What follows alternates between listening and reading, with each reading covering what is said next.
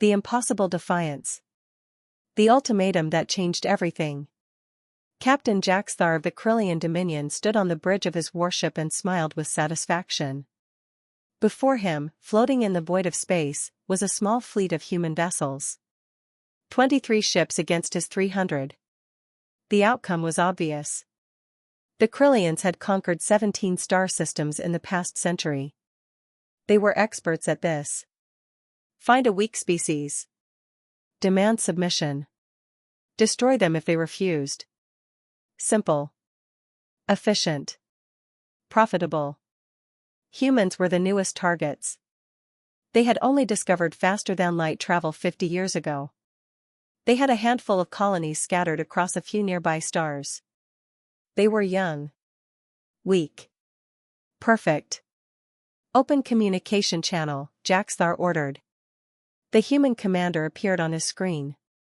She was female, with dark skin and gray streaked through her hair. Her uniform was plain. Her ship was small. Everything about her screamed insignificance. I am Captain Jaxthar of the Corellian Dominion, he announced. Your species has been evaluated for integration. You will surrender your colonies, your resources, and your labor force to Corellian control. In exchange, you will be allowed to exist under our protection. The human woman stared at him for a long moment. Then she laughed. It was not a nervous laugh. It was genuine amusement. Let me make sure I understand, she said. You want us to give you everything we have. And in return, you'll let us live as your slaves. We prefer the term protected subjects, Jaxthar replied smoothly. But yes. That is the arrangement. I'm Captain Sarah Torres of the United Earth Defense Force, the woman said. And here's my response to your generous offer. She held up her middle finger. It was a human gesture Jaxthar didn't understand, but her meaning was clear. You refuse? He asked, genuinely surprised. We absolutely refuse. Go back to wherever you came from and leave us alone. Jaxthar felt his crest rise in irritation. This was not how this usually went. Most species immediately understood the situation. They saw the overwhelming force. They surrendered. They lived. It was logical. Perhaps you misunderstand your situation, he said carefully. I have 300 warships. You have 23. My weapons can destroy your vessels in seconds. You cannot win this fight. You're right, Torres agreed. We probably can't win. But here's the thing you need to understand about humans, Captain. We don't need to win. We just need to make sure you lose more than you gain. Jaxthar frowned. That makes no sense. Why would you sacrifice yourselves for nothing? It's not for nothing. It's for freedom. For dignity. For the right to choose our own path. Torres leaned forward. My grandmother told me a story when I was young. She said that humans evolved on a planet that was constantly trying to kill us. Ice ages. Predators. Diseases. Natural disasters. Everything wanted us dead. Many species evolved under difficult conditions, Jaxthar said dismissively. But here's what made us different. We didn't just survive. We thrived. We turned every obstacle into an opportunity. Every predator into prey. Every disaster into a lesson. We learned that the only way to survive was to never, ever give up. Torres's eyes hardened. You're looking at us and seeing prey. You're making the same mistake every predator on Earth made. You're assuming that because we look weak, we are weak. You're wrong. Words, Jaxthar said coldly. You have spirit. I respect that. But spirit doesn't stop plasma cannons. You have 1 hour to reconsider. After that, I will demonstrate what happens to species who refuse Corellian generosity. He cut the transmission. The battle nobody expected. Exactly 1 hour later, Jaxthar gave the order to attack. His fleet moved forward in perfect formation. 300 ships against 23. It should have been a slaughter. It was a slaughter. Just not the one he expected. The human ships didn't retreat. They didn't try to defend themselves. They attacked. All of them. At once. Directly at his fleet. "What are they doing?" his tactical officer asked, confusion in his voice. "I don't," Jaxthar started to say. Then the first human ship exploded. It hadn't been destroyed by Krillian weapons. It had self-destructed. Right in the middle of his forward formation. The explosion took out 7 Krillian vessels and damaged a dozen more. "Evasive action!" Jaxthar shouted. But it was too late. Another human ship detonated. Then another. The humans were turning themselves into weapons. Suicide attacks. Kamikaze runs. Tactics that no rational species would use because they guaranteed death. Humans apparently didn't care about guarantees. "They're targeting our command ships," the tactical officer screamed. "They're not attacking randomly. They're going for specific vessels." Jaxthar watched in horror as his carefully organized fleet fell into chaos. Every human ship that died took multiple Krillian vessels with it. The humans weren't trying to win the battle. They were trying to make the victory so expensive that it wasn't worth having. And they were succeeding. Within 30 minutes, Jaxthar had lost 97 ships. 97. Against an enemy that should have been crushed in minutes. "Commander, we're receiving a transmission from the human fleet," his communications officer said. "Put it through." Captain Torres appeared on screen again. Her ship was damaged. Parts of it were on fire. She was bleeding from a cut on her forehead. But she was still smiling. "How are you enjoying your victory, Captain?" she asked. "You're insane," Jaxthar whispered. "All of you. You're throwing away your lives for nothing." "Not for nothing. For every ship of ours you destroy, you lose 4 or 5 of yours. We have 23 ships.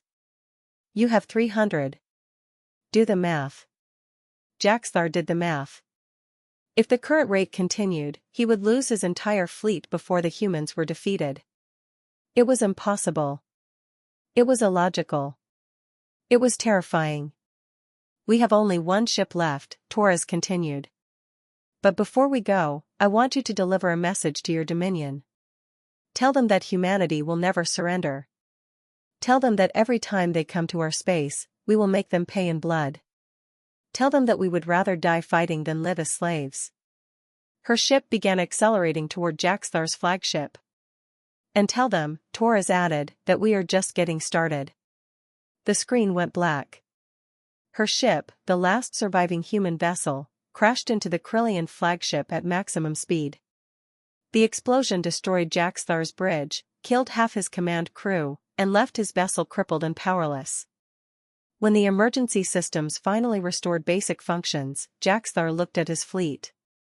Or what remained of it. 134 ships left. Out of 300. Against an enemy force of 23. He had won. The humans were all dead. Their fleet was destroyed. By every measure, this was a Krillian victory. So why did it feel like defeat? The message that spread across stars. Jaxthar limped back to Krillian space with his battered fleet. He expected praise for conquering the humans. He expected promotion. He expected glory. Instead, he got called before the Dominion Council. The council chamber was massive, filled with the most powerful Krillians in the Empire. They sat in judgment, looking down at him from their elevated seats. "Explain," said High Counselor Vexthra, "how you lost 166 warships to a force of 23 primitive vessels." "The humans fought with tactics we had never encountered before," Jaxthar began. "Suicide tactics?" Vexthra interrupted. "We have records of such things. Some species use them in desperation. They are easily countered. Not like this. These humans didn't just sacrifice themselves randomly. They planned it. Coordinated it. They targeted our command ship specifically. They turned every death into a weapon. They died, Dexthra said coldly. And you are alive. That is victory. Is it? Jaxthar asked. High Counselor, the humans have more colonies. More ships. More people. If we attack them again, they will fight the same way. How many ships are we willing to lose? Because they have shown us exactly what they're willing to sacrifice. Everything, Jaxthar said quietly. They're willing to sacrifice everything. The council was silent for a long moment. What do you recommend? Dexthra asked finally. Leave them alone. Let them have their small corner of space. Don't provoke them. Don't threaten them. And hope they never decide to come looking for us. The council debated for hours. Some wanted to send a larger fleet. Some wanted to crush humanity before they became a real threat. But in the end, wisdom prevailed. Or perhaps it was fear. The Terran Dominion declared human space off limits. They told themselves it was because humans weren't worth the effort. They told their people that humans would eventually destroy themselves. They told everyone who would listen that the battle had been a victory. But privately, in classified reports that would be buried for generations, they wrote the truth. Recommendation: avoid human contact indefinitely. Species shows abnormal resistance to conquest. Suicide tactics employed with strategic precision. Cost-benefit analysis of subjugation, unsustainable. Classification, dangerous. The report ended with a line that would become famous centuries later when it was finally declassified. They did not fight to win. They fought to ensure we could not win either. This changes everything we thought we knew about warfare. Word spread. Other species heard about the battle. They learned that humans had faced impossible odds and fought anyway. They learned that humans preferred death to submission. They learned that attacking humans meant winning a battle while losing a war. And slowly, carefully, the galaxy began to give humanity space. Not because humans demanded it. Because the galaxy was learning wisdom, the peace built on fear. 50 years of silence. Dr. Elena Vasquez stood in the observation deck of the research station and watched the stars. She was 35 years old. She had been born after the war. Her entire generation had grown up in the shadow of what happened. The battle with the Krillians had become legend. Captain Sarah Torres, Elena's grandmother, was a hero. Children learned her final words in school. We are just getting started. But 50 years had passed, and humanity hadn't started anything. They had built ships, yes. They had expanded their colonies. They had prepared for war. But no war had come. The galaxy had left them alone. Dr. Vasquez, her assistant, called. We're receiving a signal. Unknown origin. It's using old Krillian frequencies. Elena's heart jumped. Put it through. A face appeared on screen. Not Krillian. Something else. The creature was small, with green skin and large eyes. It looked harmless. Gentle. Afraid. Please, the creature said in halting English. Please help us. We are the Kixtal. The Krillians have come to our world. They demand submission. We have seen your records. We know what you did. Please. Show us how to fight. Elena stared at the screen. This was the first contact humanity had received in 50 years. The first time any alien species had reached out to them willingly. And they were asking for help. Where are you? Elena asked. The Kixtal provided coordinates. Elena checked them immediately. Their world was 3 weeks away at maximum speed. I'll forward this to Earth Command, Elena said. But I need to know. Why contact us? There are other species in the galaxy. Other powers. The Kixtal's large eyes filled with tears. Because everyone else surrenders. Everyone else accepts Krillian rule. They say it is logical. They say resistance is pointless. The creature's voice broke. But we do not want to be slaves. We want to be free. And only humans have ever chosen freedom over survival. Elena felt something stir in her chest. Her grandmother's spirit, maybe. Or just the human instinct that refused to back down. I'll relay your message, she promised. But I can't guarantee Earth will help. We've stayed isolated for a reason. Getting involved could restart conflicts we've avoided for decades. We understand, the Kixtal said. But we had to ask. Because if humans won't help us, then no one will. The transmission ended. Elena immediately sent the message to Earth. Then she waited. 3 days later, she received her answer. It came from Admiral Marcus Chen, commander of Earth's Defense Forces. His message was brief. Dr. Vasquez, you are authorized to travel to Kixtal space. Assess the situation. Report back. Do not engage Krillian forces without direct authorization. This is reconnaissance only. Elena smiled. Reconnaissance only. That was Earth Command's way of saying, see what's happening, but don't start a war. She took her research vessel and set course for Kixtal Prime.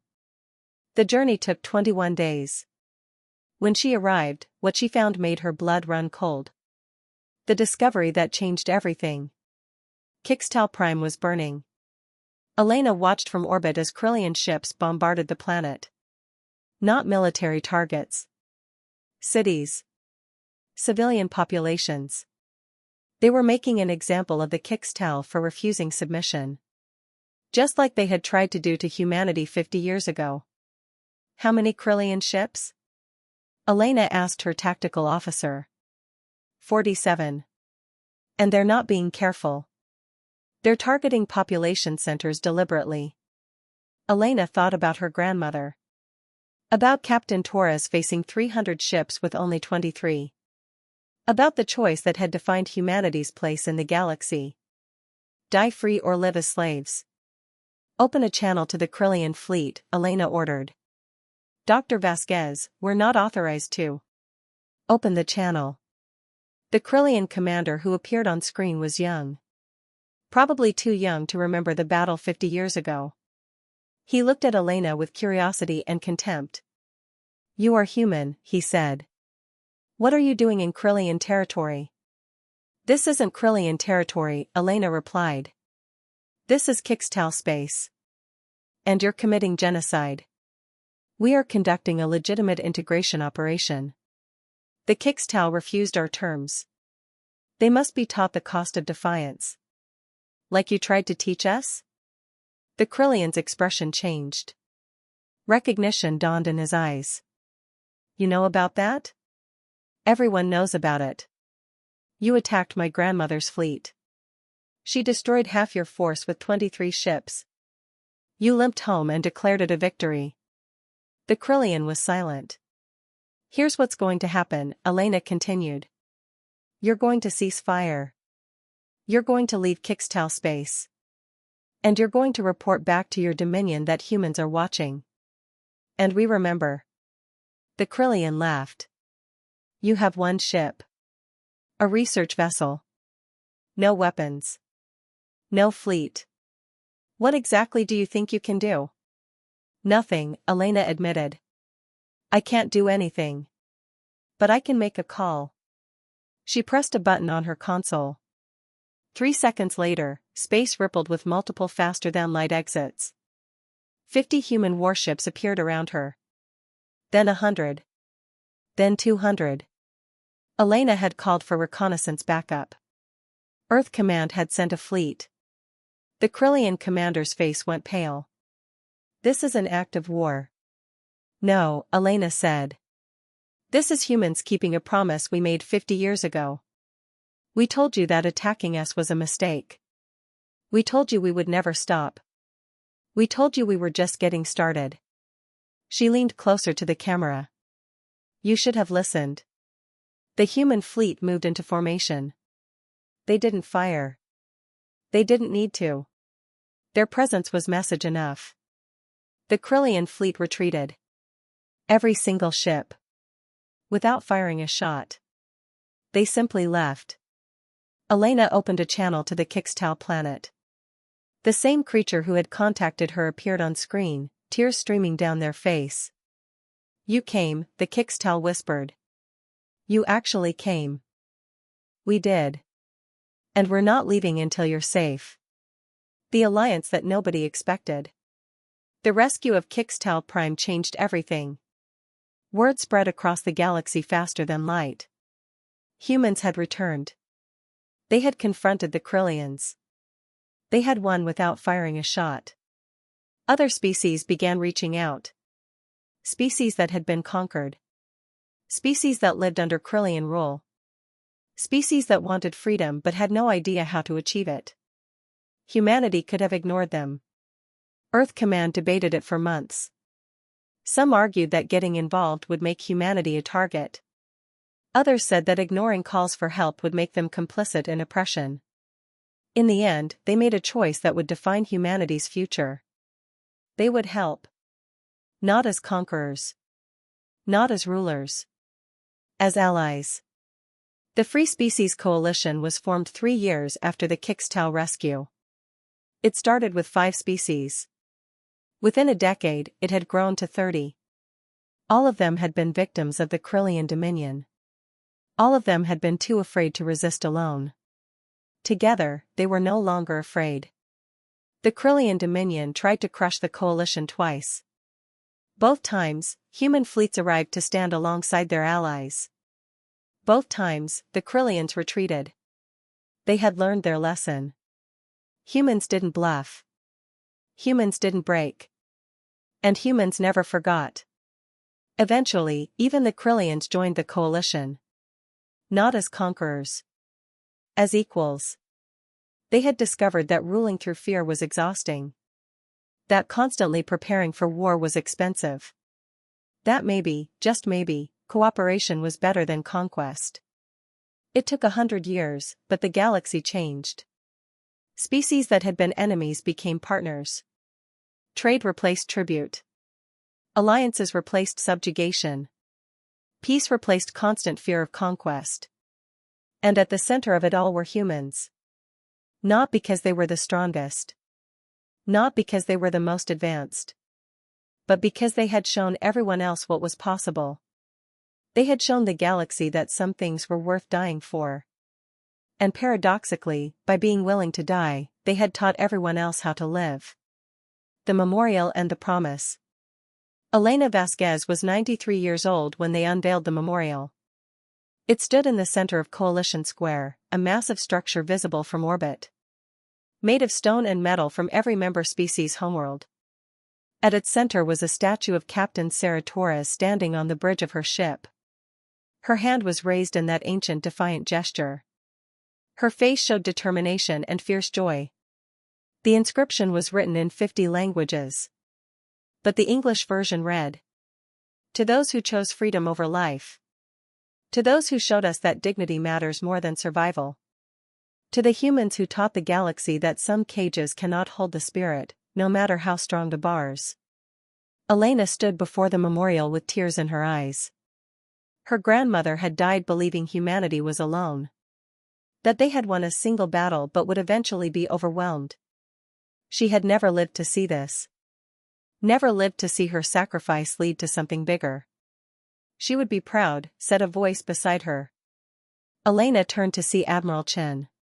He was old now, like her. They were both relics of an earlier time.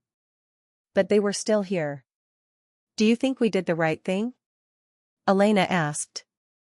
"Getting involved? We could have stayed isolated. Stayed safe." Chen looked at the memorial. "My father told me something once. He said that humans have 2 choices in the universe. We can hide and hope no one finds us. Or we can stand up and make sure no one needs to hide." He smiled. "We chose to stand up. And look what happened." The galaxy followed. They stood in silence, watching as thousands of beings from hundreds of species came to pay their respects. To honor the humans who had shown them what courage really meant. And somewhere in the stars, in the darkness between worlds, on 100 ships traveling through space, the children of freed species learned the same story.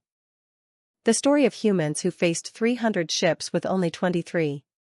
The story of a captain who smiled as her ship burned. The story of a species that refused to kneel. The story ended the same way every time.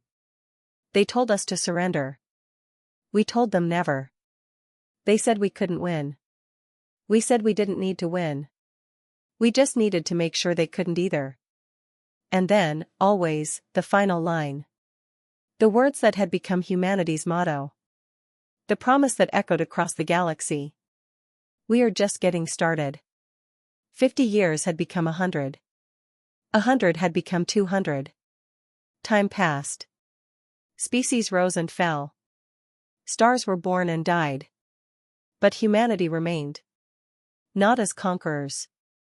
Not as rulers. Just as survivors who had learned something important and shared it with everyone else. That freedom was worth fighting for. That dignity mattered. That some things were more important than survival. And that sometimes, the smallest voice saying no could change the entire galaxy. Captain Sarah Torres had died believing her sacrifice meant something. She was right. It meant everything. Her granddaughter, standing before her memorial, finally understood. They had been just getting started. And they never stopped.